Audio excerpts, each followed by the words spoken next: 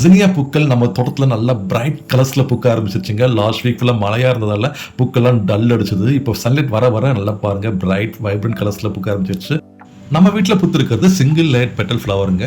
இதில் double layer multi layer ஃப்ளவர்ஸ்லாம் கூட இருக்குது. ஜினியா பொறுத்த வரைக்கும் ஏகப்பட்ட கலர்ஸில் வந்து பூக்கள் இருக்குங்க. ஜினியா மழைக்காலம் வெயில் காலம் 2 சீசன்லையும் பூக்குன்னு சொல்கிறாங்க. நான் இப்போ தான் வாங்கியிருந்தேன் 1 மந்த் ஆச்சு. இந்த மழை சீசனில் நல்லா மொட்டு விட்டு நிறைய பூக்கள் பூக்க ஆரம்பிச்சிருச்சுங்க. ஜினியா பூச்செடிகளை ஒரு 6லேருந்து 7 மணி நேரம் வரைக்கும் நேரடி சூரிய ஒளி படுற இடத்துல வச்சு வளர்க்கும் போதும், பழைய பூக்களையும் இலைகளையும் ப்ராப்பராக ப்ரூன் பண்ணி வளர்க்கும் போதும் செடிகள் புஷ் போல வளர்ந்து நிறைய பூக்கள் பூக்குன்னு சொல்கிறாங்க. இந்த 2 ஃபோட்டோ நான் எங்கள் ஆஃபீஸில் லாஸ்ட் நவம்பர் எடுத்ததுங்க. பிரைட் ரெட் எல்லோ 2 கலர்லையும் எங்கள் ஆஃபீஸில் பூக்கள் இருந்துச்சு. இந்த பூச்செடியோட இலைகளை பாருங்கள், ரொம்பவே அன்யூஷுவல் ஷேப்பில் இருக்கும்.